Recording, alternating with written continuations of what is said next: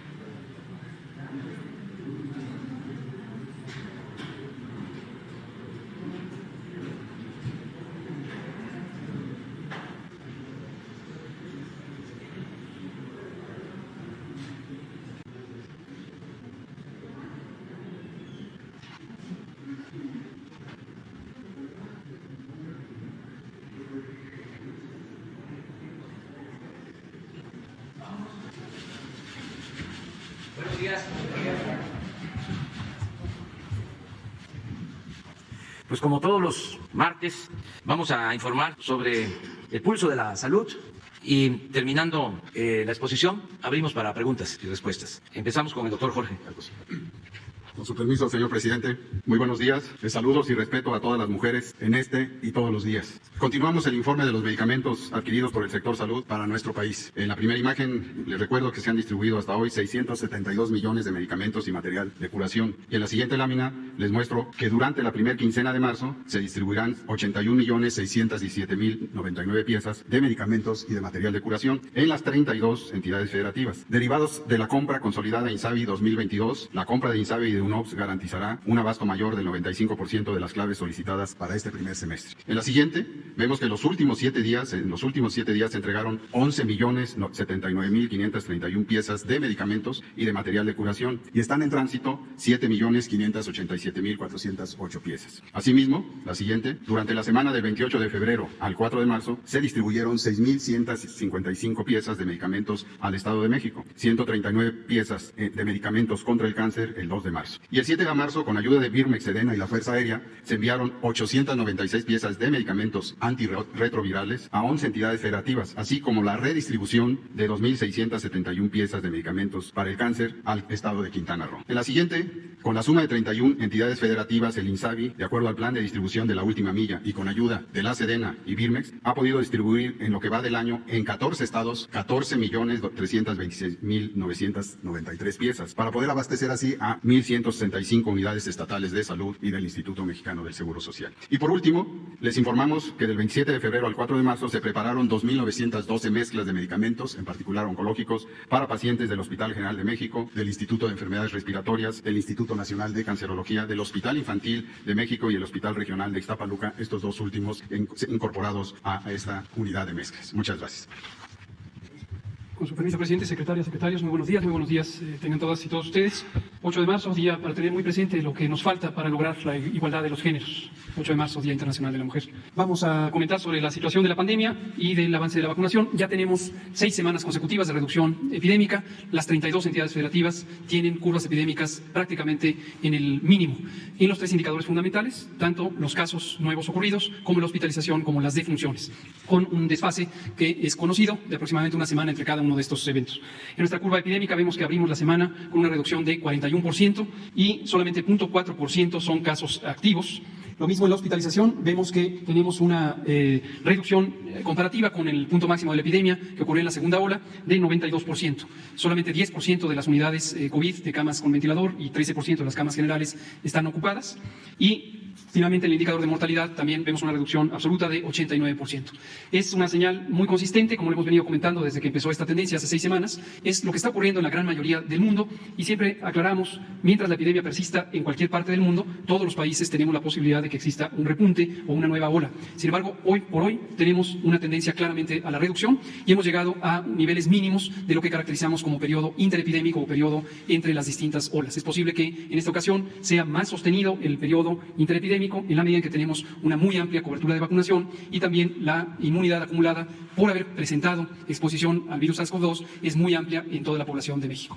Veamos en la vacunación, tenemos que hemos estado esperando las 18 millones de dosis de vacunas que llegaron en la semana inmediata anterior, que ayer fueron distribuidas, como lo explicará el general secretario, y están ya en todos los puestos de vacunación en toda la República, esperando tener una nueva avance muy importante en la vacunación. Se han aplicado ya 184 prácticamente millones de dosis en 85.3 millones de personas, la enorme mayoría con esquema completo. La cobertura general en personas adultas ya ha quedado en 90%. Es posible que esto ya no incremente más. El esquema primario ya todas las personas que en su momento desearon vacunarse y se acercaron a los puestos de vacunación fueron vacunadas. Como lo hemos puesto, esto se compone de 90% en población adulta, 53% ya en adolescentes de 14 a 17 años de edad, lo que hace un promedio nacional de 87% para todo este grupo de edad desde los 14 años. Finalmente, en los refuerzos es donde hemos seguido avanzando aún más rápido. 70% es la cobertura en personas de 60 años y más y 47% desde los 30 años en adelante. Recordamos que hemos recibido en México 220.5 millones de dosis, con el embarque de la semana previa de 18 millones de dosis de Astra. Tenemos suficiente no solo para completar los refuerzos que están programados, sino para mantener suficiencia de vacunas conforme las personas van cambiando de edad y entran al grupo que es candidato a vacunarse. Tenemos suficiente. Y del mecanismo COVAX todavía nos queda por recibir algunas dosis adicionales que lo iremos anunciando conforme se concrete el ofrecimiento por parte de COVAX, de acuerdo a la manera en que funciona, y vayamos precisando cuáles y cuántas vacunas vamos a tener aquí en México. Muchas gracias. Buenos días, señor presidente. Buenos días, integrantes del gabinete, medios de comunicación y quienes nos siguen en diversos medios.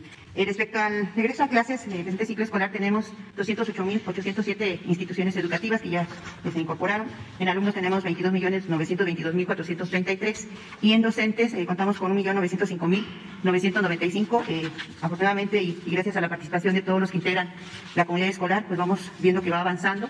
Nos da mucho gusto que se están integrando ya todos los maestros, los alumnos y la participación de los padres de familia en los protocolos que se manejan en el ingreso a las instituciones. Y bueno, también aprovecho para enviar a través de estos medios mi reconocimiento a todas las mujeres, que este día sea un día de reflexión y de convocatoria para mejorar todo lo que hacen las mujeres, no solamente como madres de familia, sino como profesionistas, como servidoras. Y coincido con lo que decía Marana Yousafzai, que la educación es un poder para las mujeres y que debemos, por lo tanto, decirles a todas nuestras jóvenes que sus voces son importantes y deben ser escuchadas. Muchas gracias. Sería cuanto, señor presidente. Con su permiso, señor presidente, vamos a hacer el informe de la distribución de vacunas. Se arribaron el 28 de febrero más de 14 millones de dosis. El día 2 y el 4 de marzo arribaron 2.032.000 y el 4 1.980.000. Estos son un total de 18.051.300 dosis que fueron concentradas a INCAN y a Birmex. Ahí se están notificando. El día de ayer se tuvieron listas para distribución a los estados. 6.780.580 dosis para su distribución. Adelante, por favor. Se realizó la distribución por vía aérea a 7 entidades federativas, organizando 2 rutas aéreas con 2 aeronaves de la Fuerza Aérea Mexicana. La ruta 1 cubrimos Chihuahua, Sonora, Baja California y Baja California Sur, y la ruta 2 Yucatán, Quintana Roo y Chiapas. En la distribución terrestre fueron 5.391.270 dosis distribuidas. Asistieron a las instalaciones de Birmex e INCAN a recoger sus vacunas 4 entidades, la Ciudad de México, Puebla, Querétaro y Tlaxcala, y se organizaron 6 rutas para atender a 15 estados. La primera se cubrió para San Luis Potosí, Tamaulipas, Nuevo León y Coahuila. La número 2, Aguascalientes y Zacatecas. La 3, Michoacán, Jalisco y Colima. La 4, Nayarit, Durango y Sinaloa. La 5, Veracruz y Tabasco. Y la 6, hacia Guerrero. Todas estas se les proporcionó seguridad, como normalmente se realiza, con personal de la Guardia Nacional, del Ejército Mexicano y de la Armada de México. Adelante, por favor. Aquí en resumen, el día de ayer 7 se hizo la distribución de los 6.780.580 dosis, 5.391.270 vía terrestre, vía aérea 1.389.310. Se distribuyó a 26 entidades federativas. Se organizaron 31 escoltas de seguridad en las rutas para su distribución. Realizamos 9 operaciones aéreas con un total de 13 horas con 35 minutos de vuelo. Y en resumen, personal empleado, 938 elementos, 93 vehículos y 2 aeronaves para realizar toda esta operación. Es todo, señor presidente. Bueno, 12 comentarios. Uno que tiene que ver con la situación de la pandemia. Es muy favorable el reporte porque está disminuyendo el contagio y son menos los hospitalizados y, lo más importante, son menos los fallecimientos. Es algo que debemos de tomar en cuenta. Se debe fundamentalmente al buen comportamiento del pueblo de México, de todos, el apoyo que se recibió desde el principio de los médicos, las enfermeras, todos los trabajadores del sector salud, el apoyo de los gobiernos extranjeros que nos ayudaron para tener equipos y, sobre todo, la vacuna, que fue decisiva para que nos protegiéramos. Esto acompañado de la labor de miles de promotores de la salud, de las brigadas Correcaminos, que se han dedicado a vacunar hasta en las comunidades más apartadas. Tomemos en consideración que somos de los 10 países con más dosis aplicadas en el mundo. No sé si tienes el informe. Ya se han recibido más de 220 millones de dosis. De acuerdo a este informe que se tiene a nivel internacional, es una cantidad menor, pero no consideran otras fuentes que tenemos de abasto de vacunas. De todas formas, es el lugar 10. No, el otro, de favor, el otro reporte. Si no, Laura se los puede enviar. Bueno, mientras llega ese, vemos los resultados. Ahora sí pongan la que tenían, nada más a ver si está actualizada. Estamos en el 25. Miren esto. ¿Tienen la otra? A ver, si la pones primero. Aquí estamos, países con más vacunas en el mundo, en el lugar 10. Y esto, decía yo, fue lo que nos protegió, sobre todo en la nueva variante, esta que ya está debilitándose. Y vamos a los resultados en cuanto a lo que más duele, la pérdida de vidas humanas. De 30 países que hemos estado evaluando, estamos en el lugar 25 en fallecimientos por habitantes. Nuestros hermanos de Perú están afectados. En el caso de América Latina, de América, estamos desde luego abajo de Perú, abajo de Brasil, abajo de Estados Unidos, abajo de Argentina, de Colombia, de Trinidad y Tobago, de Paraguay. Esta es nuestra proporción, 2.538 fallecidos por millón de habitantes. Y para comparar, Estados Unidos, 2.900 fallecidos por millón. Entonces, vamos saliendo. Desde luego vamos a seguir vacunando. Queremos seguir convenciendo a quienes no quieren vacunarse. Afortunadamente en México es poco el porcentaje. La mayoría de la gente sí está vacunada y ya con refuerzos. El caso, por ejemplo, de la Ciudad de México casi es 100%. Y esto ayuda mucho. Ya se demostró que en esta nueva variante, quienes estábamos vacunados, nos protegimos más de quienes no tenían la vacuna. Entonces, esa era una información para toda la gente, para el pueblo de México, de las cosas buenas que se han logrado con el esfuerzo conjunto del pueblo y de las autoridades. También informarles que vamos hoy a tener un evento por el Día de las Mujeres a las 10 de la mañana, que estamos a favor de la igualdad de las mujeres en todos los planos y que estamos luchando para que se haga realidad esa igualdad también en todos los terrenos y sobre todo la igualdad económica, la igualdad social. No queremos ni hombres ni mujeres en la pobreza. Es lo que más nos importa, el que se pueda combatir la desigualdad económica y social que padecemos y que afecta a hombres y a mujeres. Ese es el centro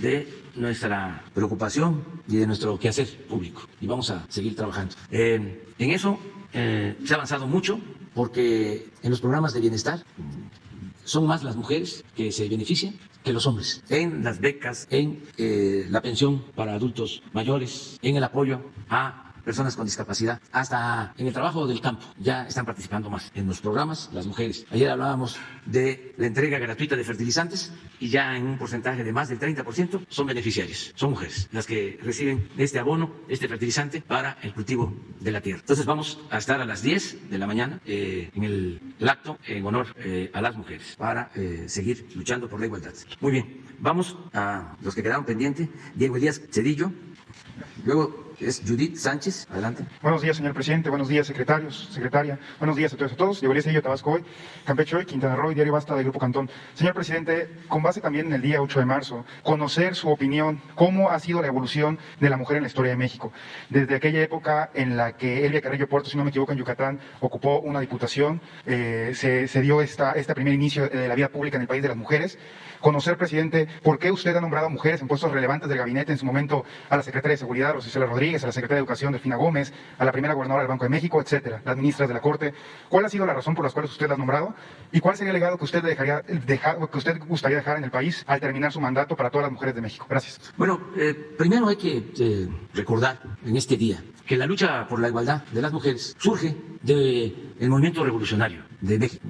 No se puede olvidar a Leona Vicario, que es compañera de Andrés Quintana Roo y se enfrenta al conservadurismo cuando el movimiento de independencia enfrenta al principal ideólogo del conservadurismo, a Lucas Alamán. Hay una carta bellísima de Leona Vicario en respuesta a un planteamiento machista de Lucas Alamán, conservador y machista. Luego en la reforma, lo mismo. Es cosa solo de pensar en Margarita Maza de Juárez, cómo se lleva a sus hijos al exilio mientras el presidente está luchando por la República. Fallecen hijos de la familia Juárez en el extranjero. Él no puede más que recibir la noticia y su mujer es la que le ayuda para seguir luchando por la transformación de México. No recuerdo ahora, pero por eso están las redes. Hay una mujer, una heroína de Sinaloa, creo que de Mocorito, que tenía 9 hijos y los ofrece todos a la causa de la República. A lo mejor encontramos la historia. Luego en la Revolución, pues las Adelitas, mujeres del pueblo, mujeres campesinas, luchando por la igualdad económica y social. Carmen Cerdán, imagínense, y muchas otras mujeres. Y en efecto, en el sureste es donde se promueve más la lucha por la igualdad de las mujeres. Yo sostengo que la revolución política nace en el norte. Agustina Ramírez. Y estuvo con Juárez y le ofreció a sus hijos para luchar. Hay un texto de ella, a ver si lo pueden conseguir, o sus palabras. Decía yo que la revolución política nace en el norte, es Chihuahua, es Sonora, es Coahuila. La revolución social es del sur, es Morelos, es Guerrero. Y la revolución ideológica se manifiesta en el sureste, en 1915, cuando gobiernan Veracruz, Tabasco, Yucatán, revolucionarios como Heriberto Jara. En Tabasco, Francisco J. Mújica, al mismo tiempo, y en Yucatán, Salvador Alvarado. Entonces, de ahí surge el movimiento en favor de las mujeres. Y luego, con Carrillo Puerto en Yucatán. Ahí se impulsa el que las mujeres participaran en actividades públicas, políticas. Y ahora, pues, se ha avanzado mucho en ese terreno. En el caso de nuestro gobierno, pues es el que tiene más participación de mujeres en la historia. Nunca había habido un gabinete con tantas mujeres. Y lo mismo sucede en el Poder Legislativo, son mujeres. Creo que está a la mitad, no sé exactamente la proporción, pero sí deben de ser, sí, 50%. Y se está avanzando también en el Poder Judicial. Ahora ya hay 4 ministras, nunca había habido tantas mujeres también en la Suprema Corte de Justicia. Pero lo más importante es seguir avanzando en lo social, en combatir la desigualdad económica y social, combatir la pobreza, porque estamos hablando de millones de mujeres en la pobreza. Y también seguir creando una cultura que no mantenga actitudes autoritarias, machistas, que se respeta a las mujeres, que se les proteja, que no haya crímenes de odio, que no haya feminicidios. Todo eso lo tenemos que ir logrando. Es un proceso iniciado que va a seguir dando frutos. Eso es lo que puedo comentar. Gracias, presidente. Ahora, el día de ayer, el secretario de Gobernación, Adán Augusto López Hernández, y la secretaria de Seguridad, Rosa Isela Rodríguez, se reunieron con el nuevo titular del Consejo Coordinador Empresarial, Francisco Cervantes. Conocer, presidente, si usted ha tenido oportunidad de hablar con el nuevo presidente del Consejo, saber cuál es su opinión ahorita de esta nueva transición en la cúpula económica del país, y también, presidente, aprovechando este tema económico, saber cuál va a ser el destino del excedente que implica el alza en los costos del petróleo. Esta alza que la secretaria Rocío Nale ha estado reiterando de manera constante, saber a dónde se va a dirigir este dinero. Se ha platicado con el secretario de Hacienda al respecto. Gracias, presidente. Bueno, conozco a Francisco Cervantes, es un buen dirigente empresarial. Celebro que él sea ahora el presidente del Consejo Coordinador Empresarial. Él obtuvo los votos para representar a los empresarios y a las asociaciones del Consejo Coordinador Empresarial. Llevo buena relación con él y pronto nos vamos a reunir. Entonces, todavía no sabemos, pero ya me pidió que nos viéramos y lo vamos a hacer con mucho gusto. Ya se entrevistó con el secretario de Gobernación y posiblemente la semana próxima nos vamos a reunir.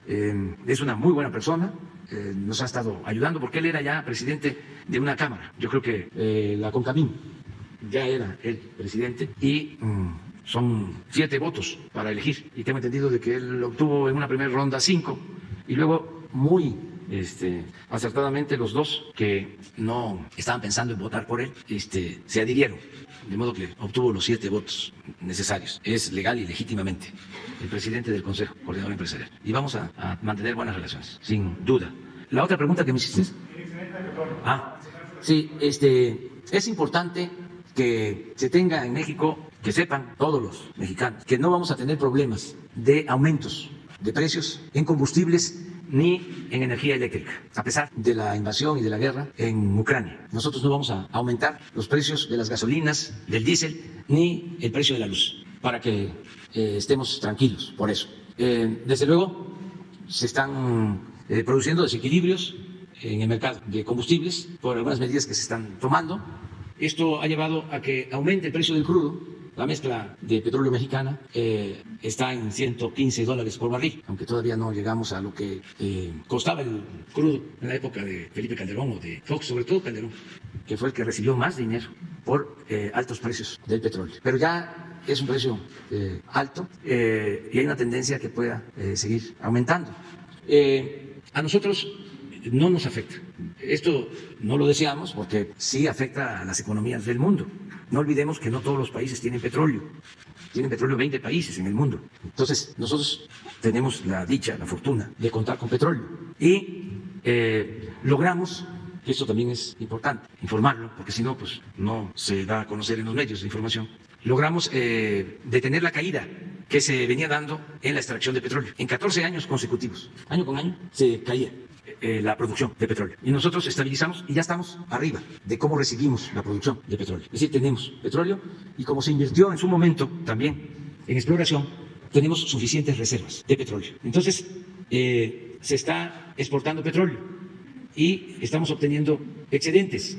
y van a ser más esos excedentes de venta de petróleo crudo, alrededor de 900,000 barriles diarios. Tenemos también la ventaja de que ya hemos reducido las importaciones de gasolinas en un 45% de cómo encontramos las compras de gasolinas en el extranjero, una disminución del 45%, porque invertimos en rehabilitar las refinerías y se compró la refinería de Shell, y esto nos permite tener más combustibles. Entonces, por eso no tenemos necesidad de aumentar los precios de las gasolinas, porque se compensan los subsidios que estamos dando a la gasolina con los excedentes en el precio del petróleo crudo. Ya estamos haciendo un balance y es positivo para la hacienda pública. Vamos a continuar con esta misma política porque tenemos también que cuidar que no haya aumento de precios, que no haya descontrol en inflación, porque eso perjudica mucho. No se trata nada más de aumentar el salario, que se tengan más ingresos, sino que no haya carestía. Si nosotros no controlamos el precio de los combustibles y de la energía eléctrica, se va todo a las nubes. Entonces nos ayuda mucho para el control de inflación el no aumentar los precios de los combustibles. En Europa están padeciendo mucho por el aumento en los precios pues del gas y de la energía eléctrica. Mucho. Por eso tenemos que impulsar la reforma eléctrica, porque en el caso del petróleo hay más intervención del sector público y se cuida la economía popular. Cuando no hay intervención del sector público, predomina el interés particular y muchas veces el afán de lucro.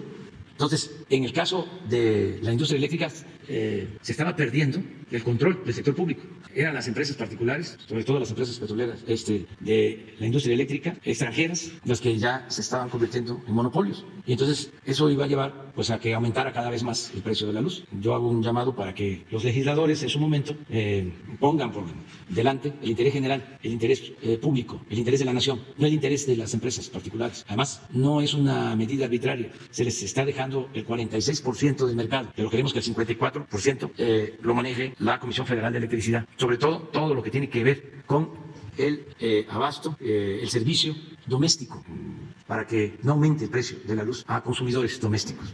Y eso tiene que estar controlado por la Comisión Federal de Electricidad. Eso es lo que puedo comentar. A ver, Judith. Buenos días, presidente. Judith Sánchez Reyes, corresponsal de Imagen del Golfo de Veracruz. Siguiendo justamente con este tema del excedente del petróleo, tiene un reporte de cuánto ha sido lo que se ha obtenido por este concepto en las últimas fechas, si ya se tiene previsto para qué se van a utilizar estos recursos. Y también hay algunos analistas que califican como esta situación positiva, sin embargo otros dicen que puede dar una percepción falsa de bonanza. ¿Cuál es el balance que le ha dado la Secretaría de Hacienda al respecto? Pues que no tenemos, lo que ya dije, problemas, porque a pesar del aumento en el precio del crudo, no van a aumentar en México los combustibles. Y esto ayuda mucho.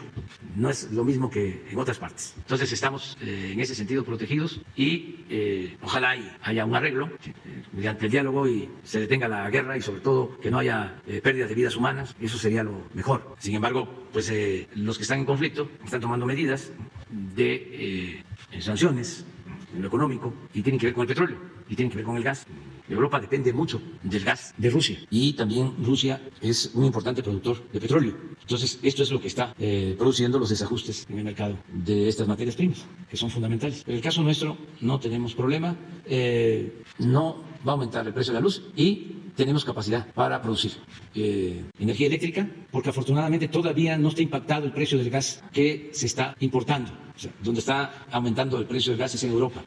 Nosotros que tenemos una dependencia del gas de Texas, no estamos siendo afectados porque no se están registrando aumentos en el precio del gas. Si se rebasara el precio de lo normal, como cuando la helada en Texas, que se fue el precio del gas a las nubes, entonces ya tenemos un plan para utilizar otras materias primas y generar energía eléctrica sin aumentar el precio al consumidor. Ya lo tenemos bien definido, estamos preparados. Pero afortunadamente, repito, no hay aumento fuera de control en el precio del gas. Y ya expliqué el caso del petróleo crudo. Les diría que como estamos rehabilitando las refinerías, nos está ayudando también esta situación para llevar a cabo más acciones de intervenciones de plantas en las refinerías y vender más crudo. ¿Se tiene una cantidad de lo que se ha obtenido en estos últimos días? No. Eso se va a tener pronto. Yo creo que en un mes podemos ya informar. ¿Y en qué rubros también se informará? ¿Mande? ¿Y en qué rubros se aplicará? ¿También se informará? Vendría el secretario de Hacienda y el director de Pemex y la secretaria de Energía y el director de la Comisión Federal de Electricidad vendrían a dar un informe. Vamos a esperar, que todavía no sabemos. Hay declaraciones de que si siguen las sanciones y continúa la guerra, puede llegar el crudo, amenazan hasta $200 el barril y más, pero hay que esperarnos, hay que esperar en eso. Los excedentes que se obtienen por el incremento de precios, porque se tiene un precio estimado en el presupuesto, en la ley de ingresos. Esos excedentes, o sea, si supera el precio que se estimó en el presupuesto, el precio del crudo, si hay excedentes, hay una fórmula de distribución, donde no todo le queda a la federación. De lo que se obtiene de excedente va a los estados, un porcentaje. Lo que nos queda a nosotros como federación, la mayor parte, va a compensar lo que puede significar o que podría significar los incrementos en los precios de los combustibles. Para decirlo con más claridad, lo utilizaríamos para subsidiar, ¿sí?, los combustibles, o sea, para que no aumente el precio de las gasolinas ni del diésel y que no nos afecte. Presidente, ayer dio su postura acerca de las escuelas de tiempo completo. Sin embargo, hay inquietud entre los profesores, sobre todo en aquellas entidades en donde no se va, digamos, a seguir con este esquema, ya que hay maestros que al cubrir un horario de 8 a 4 de la tarde compactaban estos horarios y, por supuesto, obviamente la cuestión del salario es algo que les preocupa. ¿Qué opciones va a haber justamente para estos docentes y, sobre todo, qué opciones van a tener las madres de familia, los padres de familia, pero sobre todo las madres de familia, que obviamente tenían a sus hijos en este programa, en esta modalidad, y que les ayudaba a permitir a cubrir su horario laboral? Hay que recordar que muchas familias, muchas mujeres, bueno, no tienen apoyo justamente para el cuidado de los niños, y ahora con esta medida, pues hay inquietud en este sector, en estos dos sectores. Sí, se está atendiendo y va a depender de las madres y de los padres de familia, porque a ellos les van a llegar los recursos. O sea, es un reajuste en el manejo del presupuesto. Ya no queremos que el presupuesto pase por muchas instancias y a veces no llegue. Lo que queremos es entregar el presupuesto abajo a las escuelas, a las madres y padres de familia, que ellos decidan qué hacer con el presupuesto. La misma cantidad, pero que en efecto ellos puedan constatar de que sí había clases en las tardes o se extendía el horario y que sí había alimentos para los niños en las escuelas. No solo de manera declarativa, eso es todo. Entonces, si un maestro en efecto está dando clases más allá de los horarios, pues las madres y los padres de familias van a informarlo y se les va a compensar sin ningún problema. Pero esto es buscando que no haya, para decirlo suavemente, irregularidades, y que sea la misma gente, las mismas madres, padres de familia, los que nos ayuden, porque estaba plagado de corrupción, la SEP, o sea, como todas las dependencias. Entonces, ya hablábamos ayer de los pizarrones electrónicos, las computadoras, los bebederos y también ciertos manejos en favor de los más cercanos al sindicato.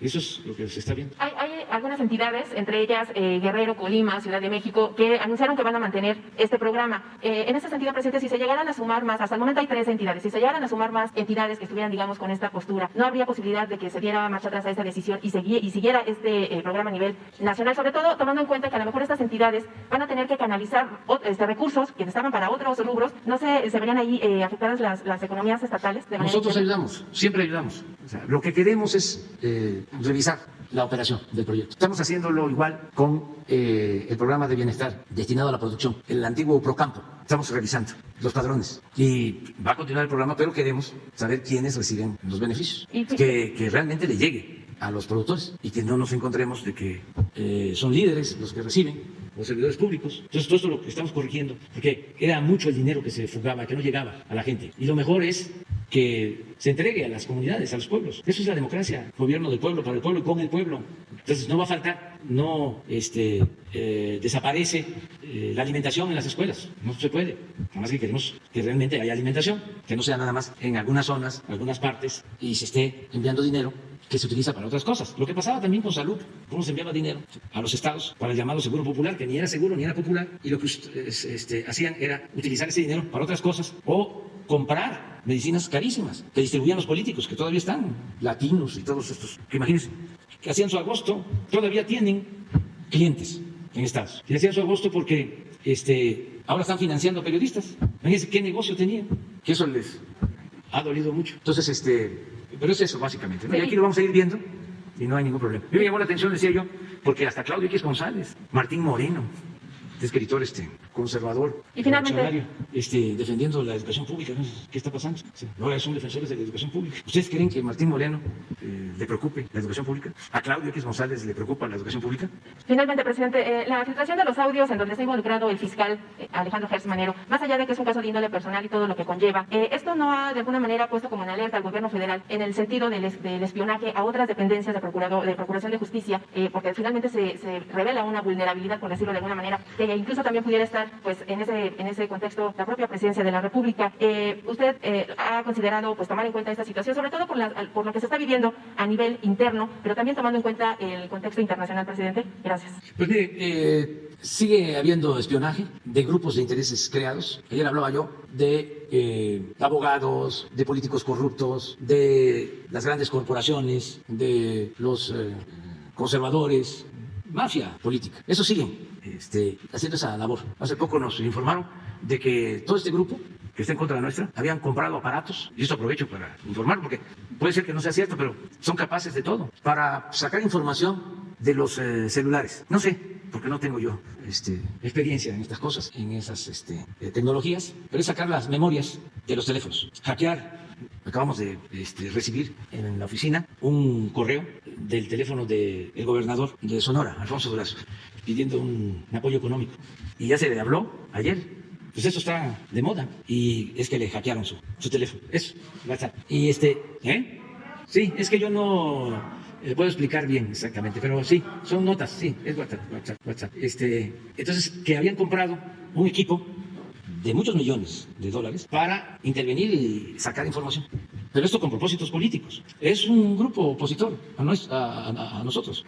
No me informaron más. Porque se reunieron, porque están decididos, ¿no?, a seguir en la senda del golpismo mediático. Entonces, es sacar información para hacer escándalos con los medios. O sea, no, nosotros no podemos estar prohibiendo nada de eso. Prohibir. Sí, es ilegal, pero se van a sentir perseguidos. Ya ven cómo son de hipócritas. Les gusta tirar la piedra y esconder la mano. Entonces, no. Y el que nada debe, nada teme. Imagínense cuánto tiempo llevamos nosotros siendo espiados.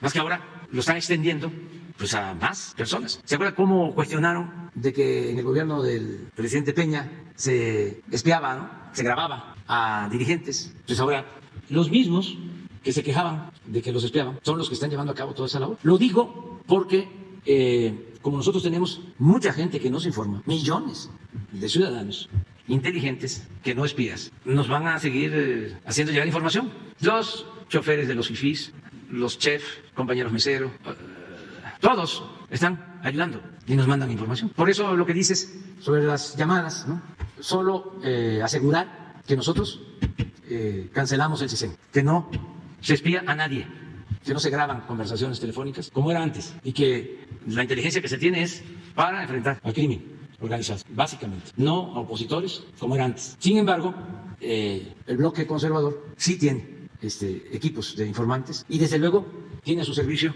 a periodistas, comunicadores, que les pagan. Eso sí nos consta y tenemos pruebas. Hay quienes trabajan en un periódico, les pagan ahí, pero también trabajan en Latinos o en cualquier otra empresa vinculada a Claudio X González o a este grupo. 2 sueldos. Y a veces es más lo que reciben en Latinos o cualquier empresa para golpearnos, que es lo que les pagan en el medio donde aparecen como fachada. Eso sí está comprobado y generalizado. Entonces, nada más que eso no les va a funcionar. Es la máxima de que la calumnia cuando no mancha tizna, que es lo mismo que te decía hasta hace poco, porque esto de la calumnia cuando no mancha tizna viene desde el siglo XIX, pero en el siglo XX se decía en el argot del periodismo, calumnia, que algo queda. Es lo mismo. Entonces, ¿cómo se enfrenta eso? Con información, dando la cara y confiando mucho en la gente, en el pueblo, porque la clave está en apoyarse en el pueblo. ¿Qué puede uno esperar de políticos corruptos, de intelectuales convenencieros, de la prensa vendida o alquilada? Y no generalizo, porque hay periodistas como ustedes y muchos otros que actúan con profesionalismo, pero es una desgracia que en México, pero no solo en México, en el mundo, exista una tendencia a utilizar los medios para proteger a grupos de intereses creados, a corruptos, a saqueadores de países. Eso es lo predominante. Aquí, por ejemplo, en nuestro país, ven un periódico, a ver, digan si hay un columnista del Reforma que reconozca algo de nosotros. Ahí se los dejo de tarea. Ahora que va Epigmenio con Ciro que está en contra de nosotros, Bepping Meño, pues un escándalo, ¿no? Como si esto fuese a significar equilibrio. ¿Cuál equilibrio? Si está como 100-1, de cada 100, 1. Pero ahora ya vamos a tener de cada 100, 2, ¿no? Ahí vamos, o sea, vamos ganando terreno. Víctor Alfonso. Buenos días, señor presidente. Víctor, buen día para Víctor Blogs y México Informa, presidente.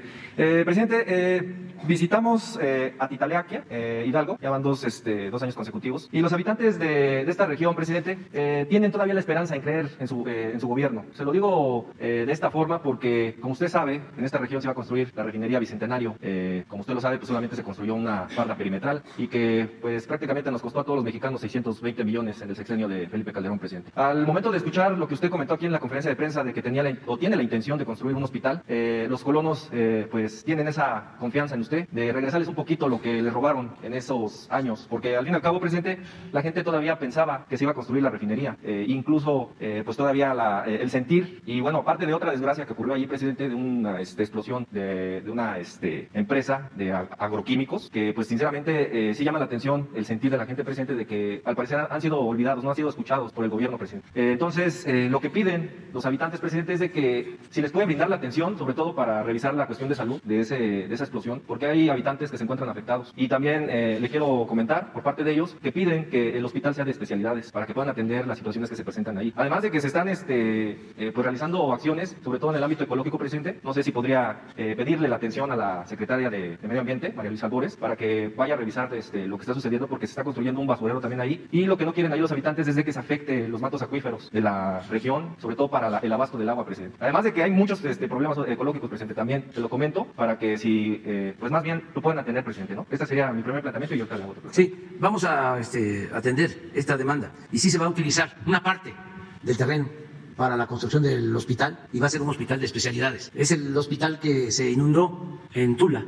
Entonces, en ese terreno que estaba destinado para la refinería, que sí, en efecto son como 600 hectáreas, se va a construir en una esquina el hospital. Inclusive no va a ocupar mucha superficie y vamos a buscar darle una ocupación en beneficio de la gente al terreno, porque esa obra ya se canceló.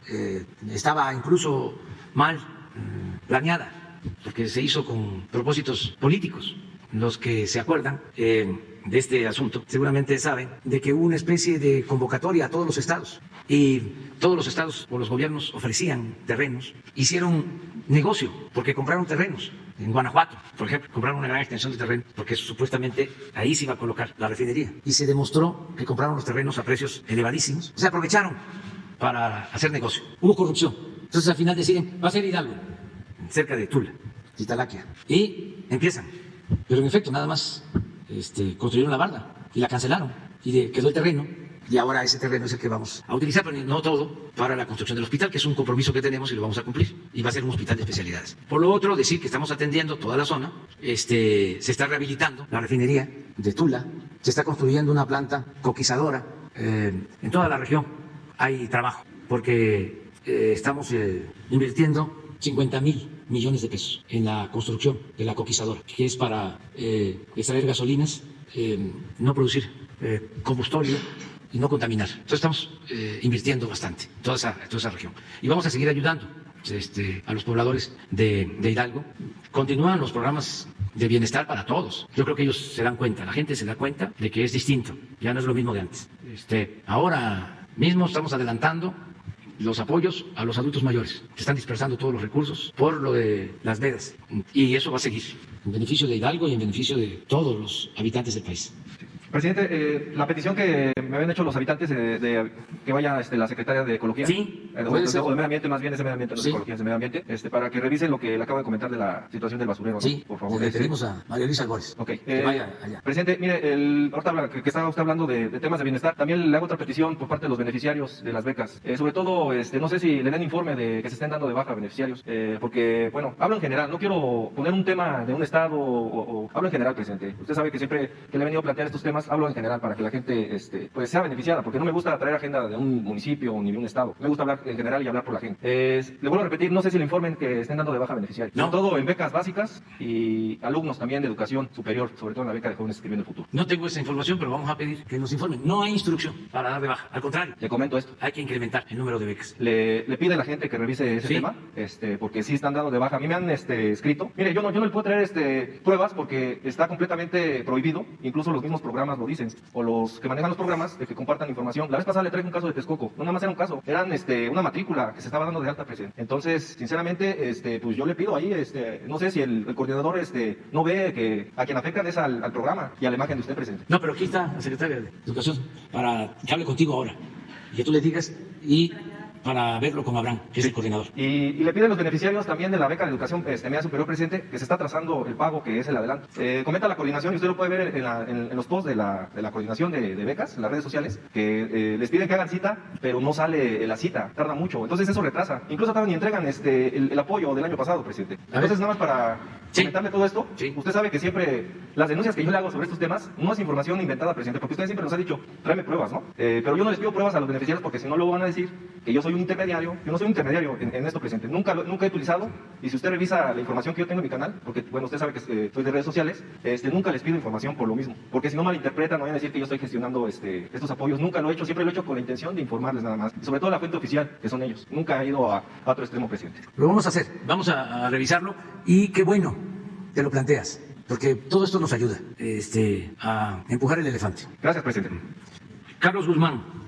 ¿Qué tal, señor presidente? Carlos Guzmán de ABA Noticias Veracruz. Pues regresar al tema del hackeo. Es algo que comenzó en noviembre del año pasado, lo tomábamos como chiste, el tema del WhatsApp, de que te lo hackeaban. Es muy recurrente ya, e incluso, bueno, te le voy a mencionar el nombre con todo respeto, y a ver si no me ahorca al rato, al senador Monreal le hackearon el WhatsApp 2 veces, a una persona de comunicación social de Cámara de Diputados también, pero más que el hackeo, también sacaban los contactos y a todos los contactos les pedían dinero.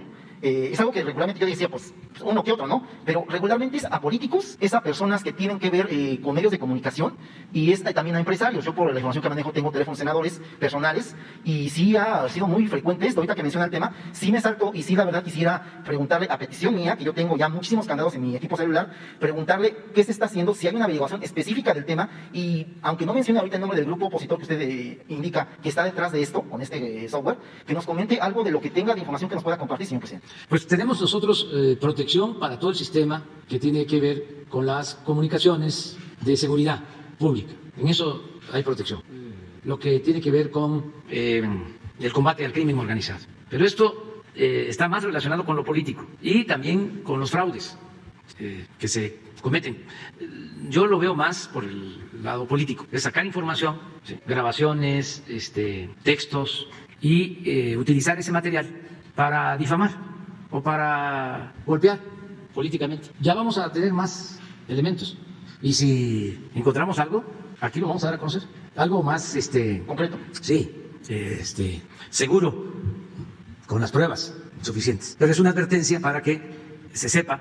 Hay sistemas, nuestros especialistas que no se dedican al hackeo, pero que sí saben de estas cosas. Emiliano Calderón, pues recomienda qué hacer para proteger el teléfono. Yo no sé, pero sí hay sistemas, o sea, hay una seguridad en el mismo teléfono, que les cuesta mucho trabajo, son claves, ¿sí? E incluso se advierte cuando están queriendo meterse, pero no pueden por la clave que maneja solo el dueño del teléfono. Exacto. ¿Sí? Entonces, cuando tengamos más información, pero sí, es importante que se sepa esto, ¿no? Porque fíjense las vueltas que da la vida. Antes había que andarse cuidando del gobierno. Nosotros nos espiaban los de gobernación, ¿sí? Y el CISEN. En la oposición, pues, todavía estaban los teléfonos públicos y eran los más seguros para hablar. No estábamos en la oposición, pero en aquel tiempo. Y era la federal, ¿cómo se llamaba la policía? Dirección Federal de Seguridad. La Dirección Federal de Seguridad, famosísima. Manejaba el finado Nazarar. Desde que yo estaba de director del INI, 1977, 78, 79, estaba informando de cómo era yo. Hace poco, Claudio X González, a ver si pones su Twitter, que es interesante por la mentalidad. Dice, estamos pagando, algo así, palabras más, palabras menos, por tener a un agitador en la presidencia. Un poco lo que decían de nosotros, cuando estábamos en la oposición. A ver si un revoltoso, un agitador rojillo, ¿no? Comunista, Luego ya es lo del populismo, aunque esto viene de tiempo atrás. A los revolucionarios, sobre todo a los magonistas, así les llamaban en el periódico El Imparcial, todos los articulistas, populistas y demás. Se viene de tiempo atrás, ¿no? Todo este tipo de señalamientos. Pero no hay que hacerles caso, nada más cuidado, sobre todo por la cosa de que utilicen el nombre de alguna persona para sacar dinero. Estuve en fin de semana en Yucatán y una pareja me comentó de que los habían estafado porque les pidieron recursos porque iban a tener una empresa trabajando en Dos Bocas. Y nada más vi el texto y les dije, ¿ya? Y dice, sí, ¿verdad? Sí. Pues eso, no puede ser. Entonces aprovechan pues para estafar. Sí, es que parecía chiste, pero ya con todo esto que se ha dado, digo, es recurrente, muy recurrente, le menciona pues funcionarios públicos, que yo tengo, por fortuna, por el trabajo que estoy haciendo, teléfonos directos de funciones de primer nivel, que te empiecen a enviar que necesito dinero por un accidente. Sí. Es algo ya de locos, señor presidente. Así fue lo de ayer del gobernador de Durazno. De Durazno. Oye, Él no sé por qué no lo comentó, pero tiene a lo mejor sus razones. Pero sí, hackean, Sí, hay que tener cuidado. Oiga, bueno, aprovechando antes de que encuentren el tuit, preguntarle su opinión de otro tema. Hoy es el Día Internacional de la Mujer. Ayer hacía usted un señalamiento a grupos que supuestamente vienen con marros y todo ese asunto a hacer destrozos. Pero curiosamente, después de la conferencia de medios, en el Monumento a la Revolución, fue tendencia en redes también, hubo un dirigible, como una especie como de globo, donde mencionaban el número de feminicidios. Curiosamente, este tipo de equipos cuestan alrededor de 100,000 pesos la renta de este tipo de dirigibles. ¿Qué lectura le da a esto? Siendo que, bueno, pues el delito finalmente de feminicidio es condenable. Es un delito que afecta muchísimo a las mujeres de este país y es obviamente de tenencia presidente, pero sin duda llama la atención de que este tipo de equipos se utilicen así a diestra y siniestra. No sé si nos puede dar una opinión al respecto. Pues es que hay infiltración en el movimiento feminista en general de grupos conservadores. Es también una paradoja de que de repente los más retrógrados, los que nunca han defendido los derechos de las mujeres, nunca, se conviertan en feministas con el propósito de dañarnos, de afectarnos. Quieren mostrar que hay inestabilidad política, que es un país, lo dije ayer, en llamas. Entonces andan buscando casos espectaculares. Pues por eso el escándalo de la casa rentada.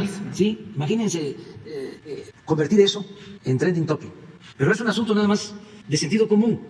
O sea, ¿cómo es que el presidente de México utiliza sus influencias y le otorgan contratos a una empresa petrolera para que esa empresa petrolera o un funcionario de esa empresa petrolera le rente la casa a uno de los hijos del presidente? O sea, una barbaridad. Y lo convierten en una gran nota. Y dicen, periodismo de investigación. Es un periodista que le paga a Claudio X González, un mercenario.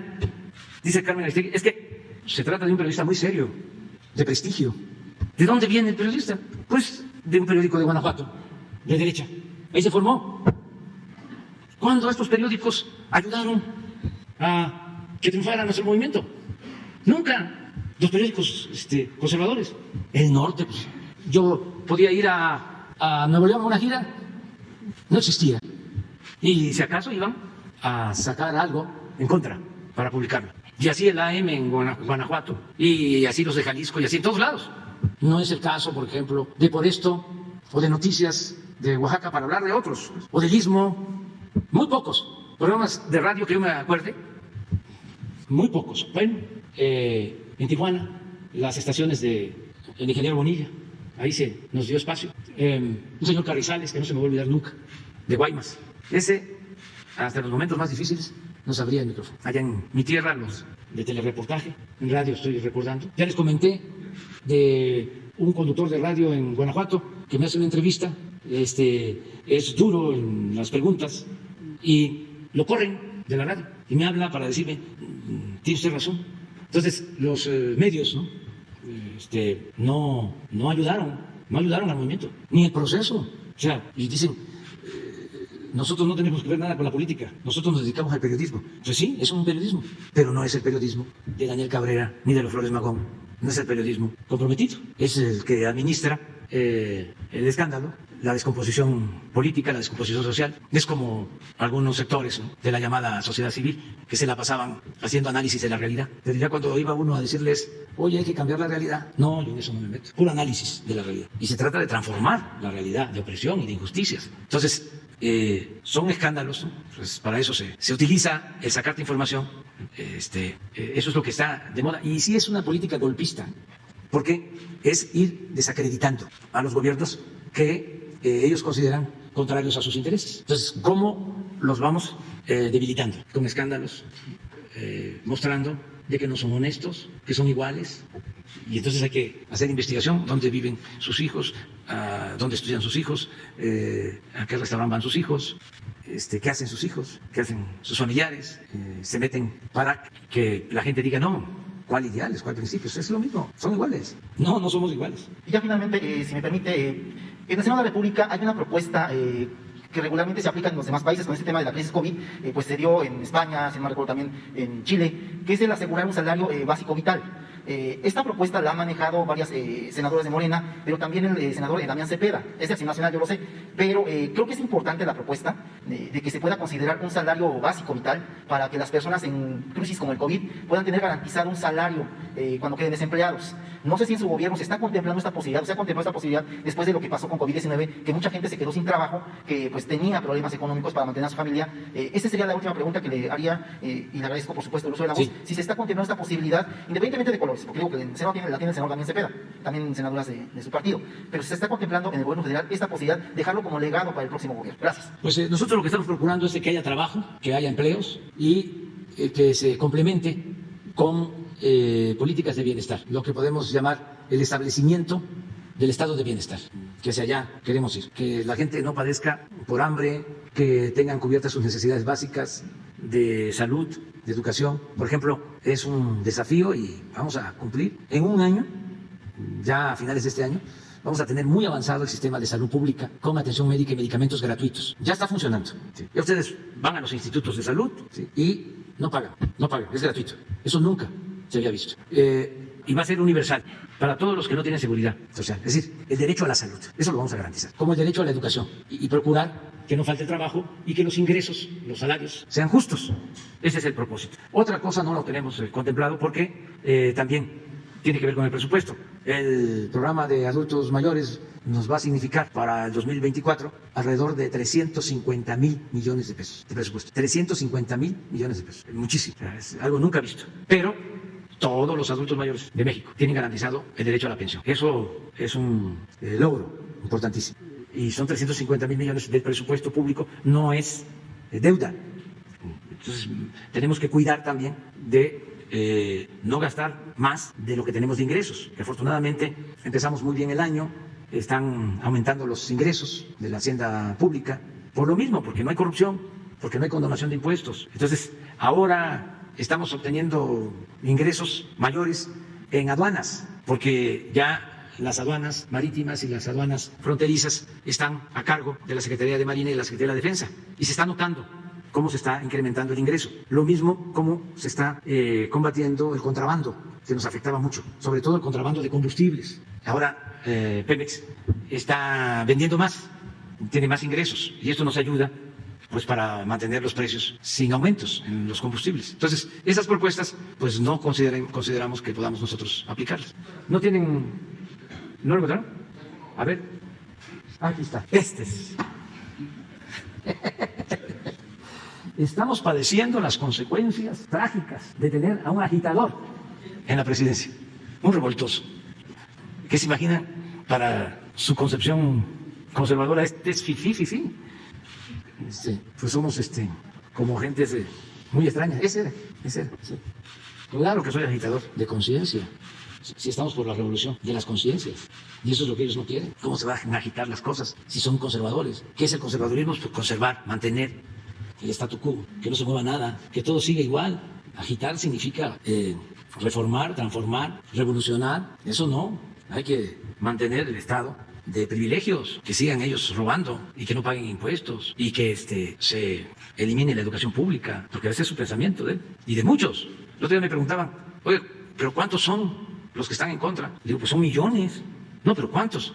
Digo, pues yo calculo que como un 20, 25, hasta 30% de los ciudadanos tienen pensamiento conservador.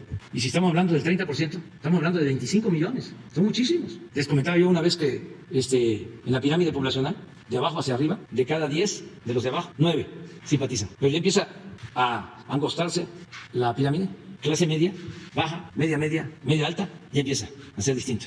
Ya cuando llega a clase media alta, ya llega como de cada 10, 8 en contra y 2 a favor. Y ya en la punta, ya es 9-1. O sea, y a veces hasta más en contra. Porque me decían, ¿y cómo le hacen para aguantar tantos cuestionamientos e insultos? Pues soy muy consciente de que en una sociedad como la nuestra, pues hay quienes desean mantener sus privilegios, pero hay quienes tienen derecho a vivir con justicia y con dignidad, y yo lucho por ellos. Entonces lamento mucho que se enojen conmigo, los de arriba. Ojalá y cada vez logremos que de las clases medias haya más humanismo, más fraternidad, y se voltee a ver hacia atrás y se le dé la mano al que se quedó atrás para que se empareje. Eso se puede lograr. Cuesta, pero se tiene que ir logrando. Pero hay que estar conscientes de que no se puede tener todo el apoyo de todo el pueblo. Así son las democracias. Nosotros tenemos la ventaja que tenemos en general el apoyo del 70%. Y eso nunca se había visto. Y menos en un proceso de transformación, donde se sienten afectados grupos de intereses creados. Entonces vamos avanzando, vamos bien. Felipe Fierro. Buenos días, señor presidente. Retomando el tema de la marcha de hoy, ¿cuál es su pronóstico? Después de lo que primero garantizar el derecho de manifestación y defender a las mujeres. Es algo hasta sagrado. Yo mismo soy lo que soy por mi mamá. Influyó también en mi formación. Mi padre, pero fundamentalmente mi madre. Había más matriarcado que patriarcado en mi familia. Mi madre votó por a doña Rosario cuando fue candidata a la presidencia. Entonces, es sublime la mujer. Y se tiene que proteger y respetar y garantizar espacios de participación. Y lo que he estado diciendo, porque eso a veces se deja de lado, la igualdad económica. No puede haber el feminismo sin la lucha por la igualdad económica y social. Eso tiene que estar en el centro. Entonces, todo el derecho de manifestación, de protesta, lo que no estamos de acuerdo es en la violencia, no coincidimos en eso. Como nunca se establecieron vallas. Por lo mismo, porque espera que haya heridos o cosas de esas. Inclusive el gobierno de la ciudad advirtió que era muy peligrosa la marcha. Sí, porque hay mucha infiltración del conservadurismo de derecha, mucha infiltración. Y entonces lo que quisieran es hacer un espectáculo de violencia, que pudieran quemar las puertas del palacio, meterse incluso al palacio, a la catedral, para que sea noticia mundial, porque a ellos no les importa el daño que le puedan causar al país. Es que esta lucha que estamos librando no es por el gobierno, es por la nación. Son dos proyectos distintos y contrapuestos de nación. Y en sentido estricto es una lucha de poder, en dos concepciones de lo que es el poder. La concepción nuestra del poder es que solo tiene sentido y se convierte en virtud cuando se pone al servicio de los demás. Y para ellos el poder es el privilegio de robar y de mandar. Entonces eso es lo que está en el fondo. Si no, no pasaría. ¿Cuándo se había visto esto? Nunca. Es ahora. Y es por la transformación que se está llevando a cabo en el país. Entonces se mueven los grupos de intereses creados, los que se sentían dueños de México. Eso que decía de que tienen dinero para contratar un globo, pues tienen para eso y para más. Pero eso no es problema, que pongan globos y que contraten granjas de bots para que aparezca en las redes y sea muy visto. Eso no es problema.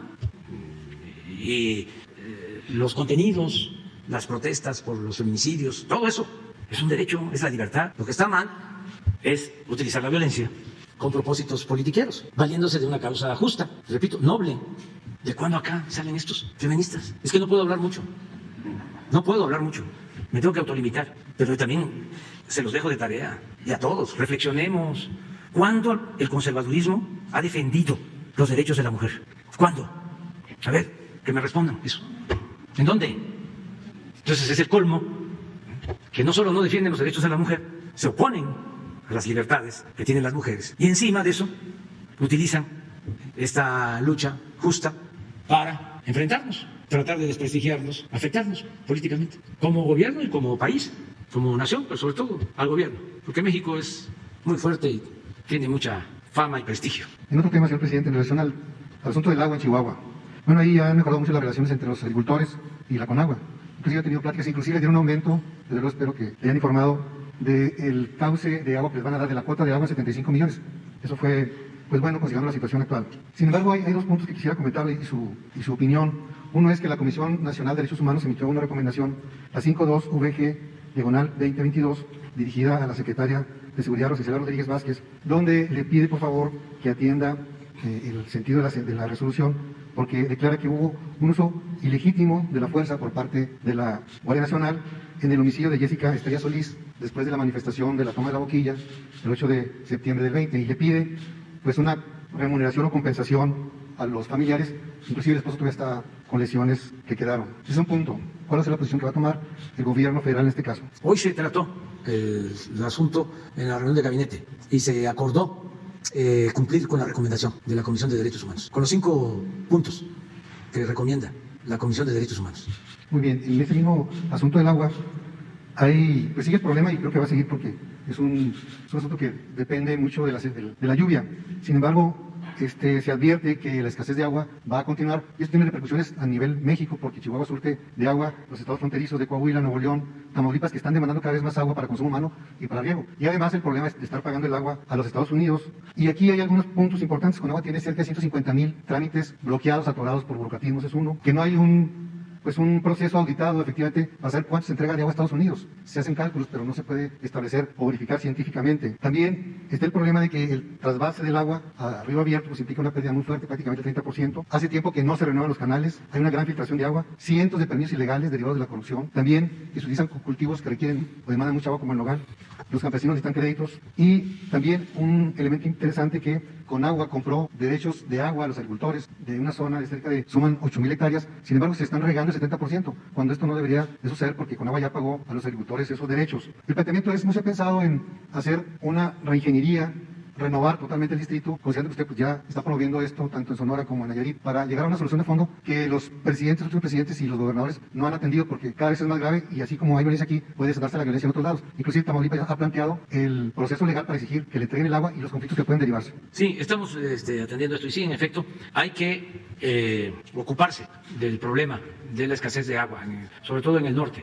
Y estamos ya tomando medidas. Primero, no otorgando permisos para la instalación de plantas como las cerveceras que demandan de mucha agua, como fue el caso de la consulta que se llevó a cabo en Mexicali. Ya ese problema se resolvió porque la planta se va a ubicar en Veracruz, donde hay agua. No es lo mismo Mexicali que Veracruz en cuanto a disponibilidad de agua. No olvidemos que en el sureste se tiene el 70% del agua del país, el agua disponible, el agua limpia, saludable, aun cuando ya hay también problemas de contaminación, pero hay disposición o hay reservas suficientes de agua. Entonces, poner control a eso que se origina fundamentalmente por la corrupción. Los permisos se entregan por corrupción. Lo otro tiene que ver con el manejo de los distritos de riego, que también están controlados por caciques. Esto viene de tiempo atrás. Los que utilizan el agua para sus cultivos y tienen el control de los distritos o del agua de una región.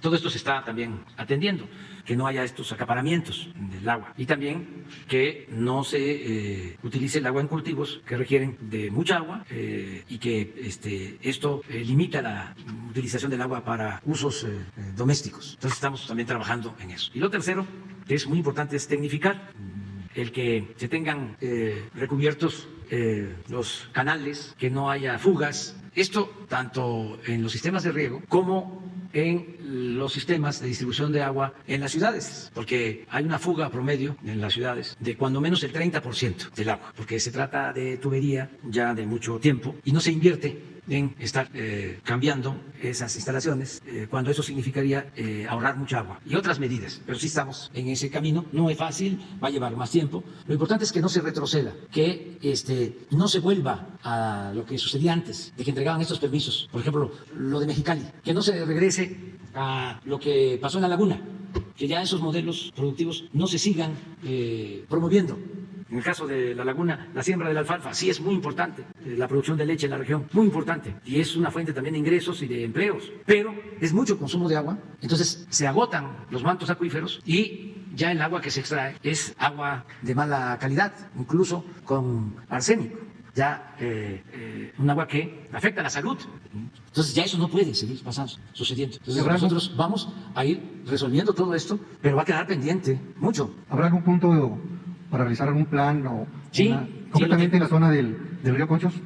Vamos a seguir trabajando en Chihuahua, en todo lo que tiene que ver con el agua y en el norte en general. O sea, yo creo que a partir de tu intervención le vamos a solicitar a Germán Martínez de Conagua que nos presente un plan y sobre todo un pronóstico de cómo vamos a estar en cuanto a la temporada de seca. ¿Qué podemos hacer para prevenir por la posible escasez de agua en el norte? Muchas gracias. Bueno, ya. Mañana sí. Hoy sí, vamos ahorita al acto y sí, tengo trabajo aquí de oficina. Sí. Bueno, mañana. Tú que vienes de lejos, te quedas y para mañana. Tú también, 2, 3, 4, 5. Pura mujer.